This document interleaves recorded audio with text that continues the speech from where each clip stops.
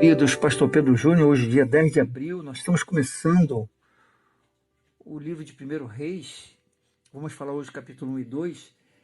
Esse livro de Reis, ele vai falar sobre a última parte da história de Davi e o início do reinado de Salomão. Esse reinado que vai falar sobre a sucessão monárquica que começa em Salomão e vai terminar com Zedequias, o último rei de Judá, quando Nabucodonosor invade Jerusalém e destrói o templo também.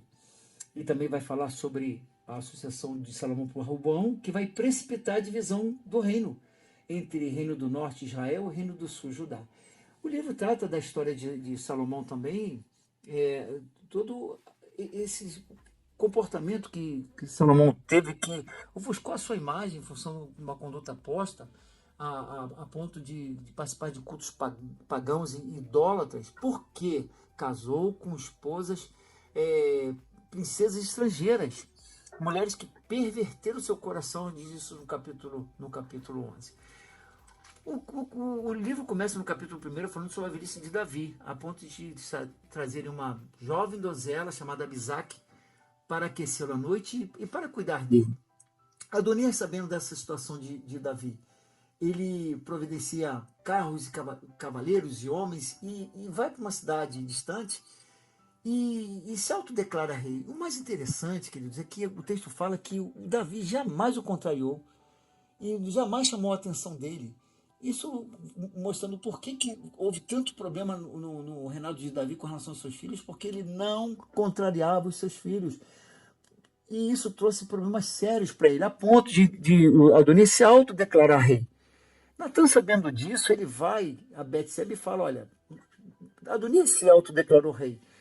Ele queria ser rei porque, por ele ser o filho mais velho de Davi naquela época, ele achava que ele tinha o direito a ser rei. E não havia ainda uma lei de sucessão monárquica que justificasse isso. Betseba vai ao rei, o rei ouve a palavra dele junto com Natan, e ele fala: Davi, o Salomão será o rei. E nisso eles vão a uma cidade bem populosa, e lá Sadoque, o sacerdote, ele pega o chifre do azeite e unge o Salomão a rei. A cidade fica em festa, e há canto, há alegria, e isso chega até Adonias, que estava com outros irmãos, e o staff que ele levou com ele, e ele fica alarmado com relação a isso aí, a ponto dele ir ao tabernáculo e segurar as pontas do altar e pede misericórdia por Salomão. E Salomão fala para ele: ó, se você for bem, não vai te acontecer nada, mas se você afastar a maldade de você, você morre. Ok. No capítulo 2, nós vamos ver que o Davi, nos seus minutos finais de morte, ele fala para Salomão: Salomão, coragem. Coragem, porque desafios virão e você precisa ter coragem. Coragem, querido, é para nós, na obra, na caminhada que nós estamos com o Senhor, nós precisamos ter coragem também. Ele disse mais: ser homem, querido, ser homem é sabedor que muitas coisas boas seriam feitas, mas erros seriam cometidos, e ser homem é reconhecer erro e voltar atrás. E ele dá duas instruções bastante interessantes, que a primeira é espiritual. Ele diz: guarda os preceitos do Senhor. Teu Deus, não o Deus de Davi, o Davi falou meu Deus, mas o teu Deus, Salomão. Guarda os preceitos para que você vá bem, para que você prospere, para que os teus filhos guardem também isso e a sucessão seja uma bênção daqui para frente. O que acaba não acontecendo. Mas o Davi vai, depois disso, Davi morre, o reino de Salomão se estabelece, se fortifica, mas Adonias entra em cena novamente. Ele vai a Betseba e pede para que ela fale com o rei, para que Abisaque, aquela linda donzela que cuidava de Davi, seja dada a ele por mulher. A Betseba faz isso. E o Salomão, percebendo que isso era uma artimanha do Adonias, por quê? Porque ele, pegando uma mulher que foi mulher de Davi, ainda que Davi não tivesse dormido com ela, deitado, a possuído, ele poderia requerer novamente o trono. E por causa disso, Salomão vai e o mata.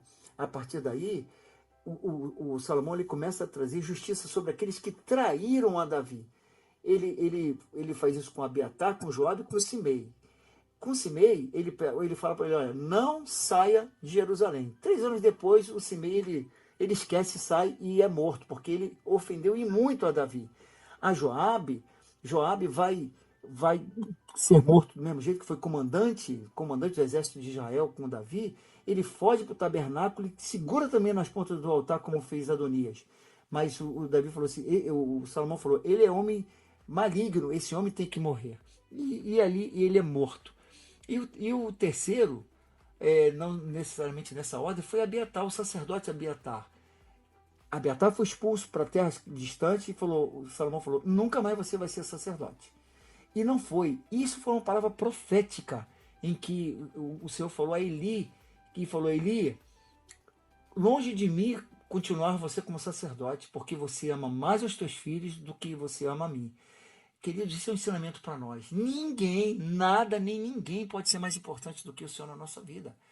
A gente tem exemplo disso, que pessoas que olharam mais para sua família do que para o Senhor, tomaram decisões erradas, foram omissos e as consequências e as tragédias vieram. Que isso seja um ensinamento para nós, para que a nossa fidelidade ao Senhor esteja acima de qualquer coisa na nossa vida. O Senhor te abençoe, o Senhor te guarde.